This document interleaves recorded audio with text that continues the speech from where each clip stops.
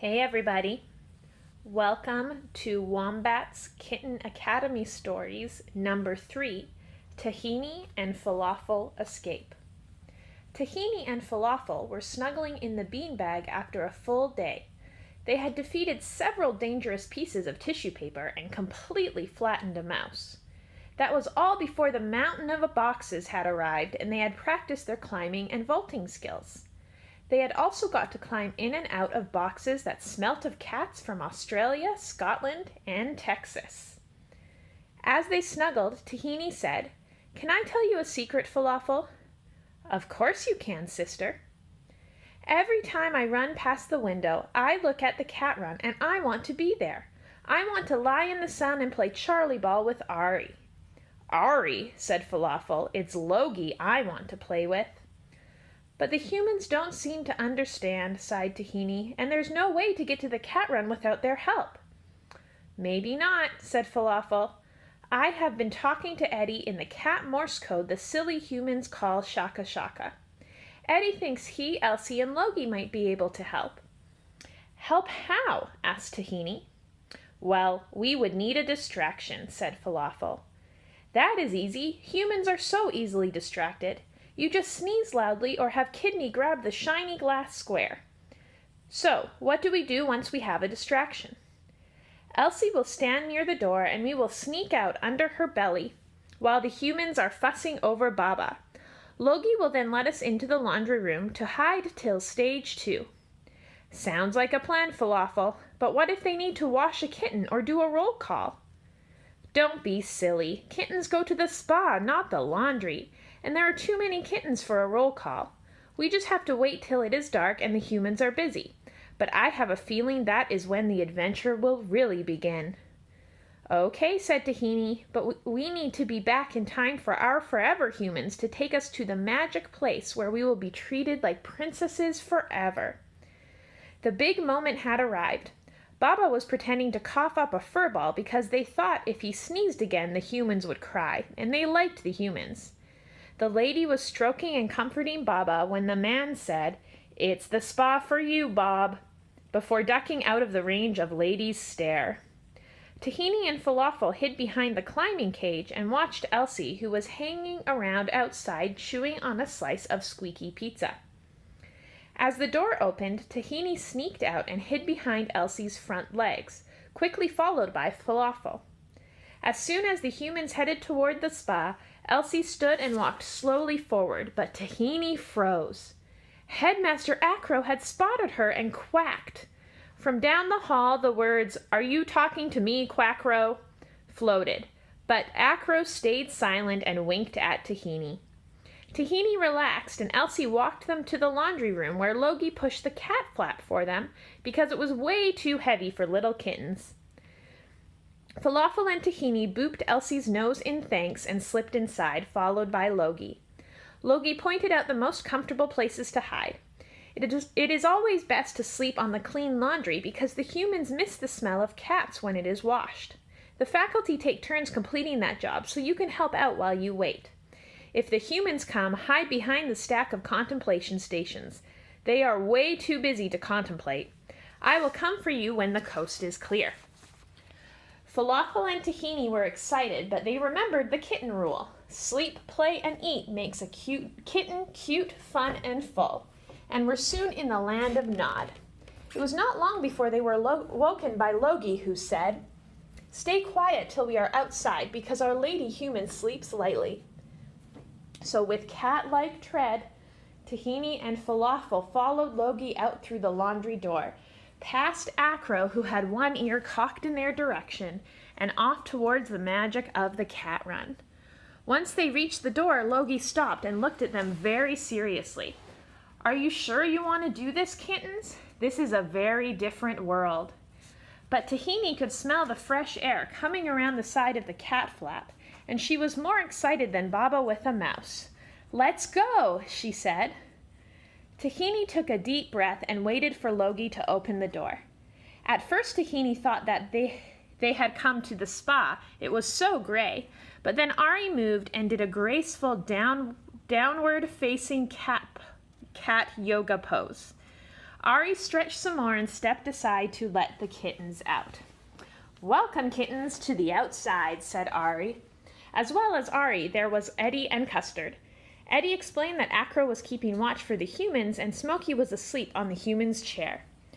"What do you think?" asked Ari. "It is so big," said Falafel. "Do all kittens come here?" "No," said Custard, "only a few. Kazoo came before he went off to control the suburbs." "Kazoo controls all the suburbs?" breathed Tahini. "Well, he is starting with Mr. and Mrs. Suburban in Boston, but he has grand plans," said Custard. "Humans need our guidance," said Ari. "That is our role as cats. Did you know that Jimmy and Jenny D had things on top of their kitchen cabinets before Winnie and Gary arrived to take control? And no cat furniture at all? Silly humans. Now let's show you around." Back in the kitten room, Kidney and Tomato were using their paws to flick through a book the human had left on the floor. They could not understand many of the words because Headmaster Acro's lessons had not started yet, but they liked the pictures. "Look, Tomato, our human is a princess," said Kidney. "He has the same headgear as Princess Leia." Just then the human returned with a very happy Baba, and seeing the book he said, "Ah, that is where I left it. I want to find out what happens to Boba Fett and Jabba." Baba was deeply confused because he did not know any kitten called Jabba. But he was happy and just wanted to know if the plan had worked.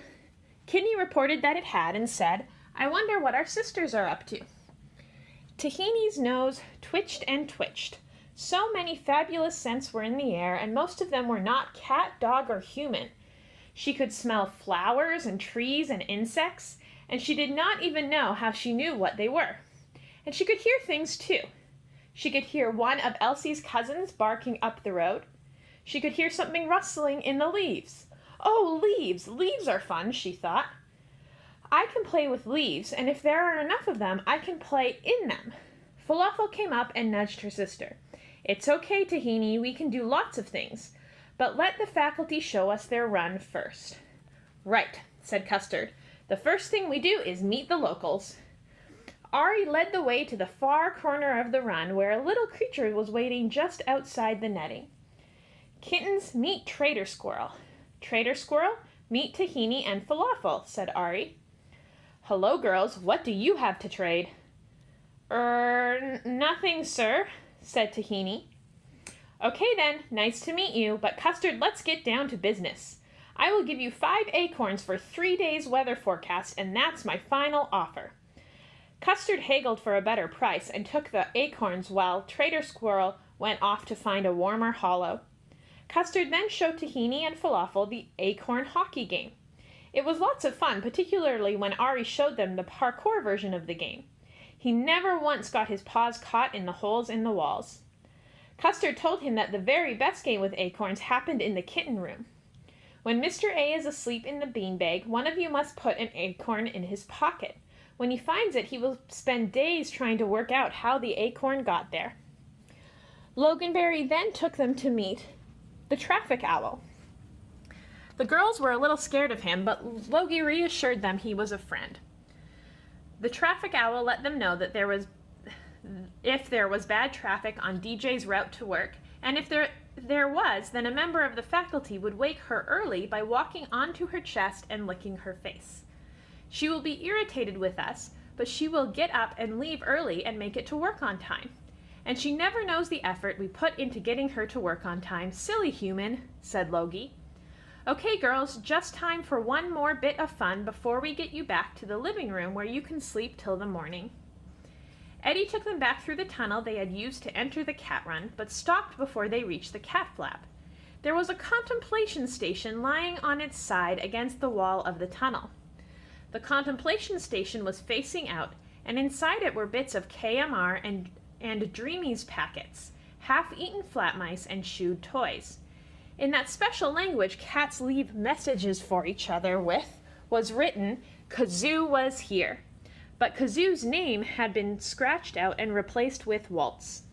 Eddie looked at the sisters and said, This is top secret, girls, and you are not to breathe a word to the humans. Remember, the jolly reindeer will tell us if you do." Tahini and Falafel nodded vigorously. Eddie grinned and rolled the contemplation station aside. Behind the station was another tunnel, and Eddie set off immediately with the kittens and the faculty following. The tunnel was long, and at the end was not a cat flap, but open air. The girls emerged into a grass meadow with no walls. "It is called a lawn," said Eddie proudly. Above them were a million twinkling lights, and everywhere was grass that smelt sweet and interesting. "Wow," said Tahini. "This is a special place, and you must only ever come here or to one near your home with a responsible adult or a human," said Ari. "Like me," said Custard. "Well, like you," said Ari, "but not you. Your forever humans will place your safety above all things, girls, so you may not be able to do this at your new home, but tonight you can play." Tahini and Falafel did not wait to hear anything more. They ran and chased each other and rolled in the grass and chewed grass and grabbed at fireflies. They ran and played with Custard and Eddie while Ari and Logie kept watch. After what seemed like a moment but was more than an hour, Ari called to the girls to his side and said, "It's time to go. Did you have fun?" "The most fun I have ever had," said the girls in unison. "Well, you will have just as much fun in your new homes, but there is nothing like Kitten Academy, particularly the places the humans don't know." The girls thanked the faculty, booping each nose in turn, and followed them inside, where they fell into an exhausted sleep on the sofa with big, happy smiles on their faces. In the morning, Mr. A and DJ found them curled up together and could not imagine how they had been able to get out. Mr. A shrugged and said to DJ, "Kittens." The end. Much love. Squeeze a kitten for me.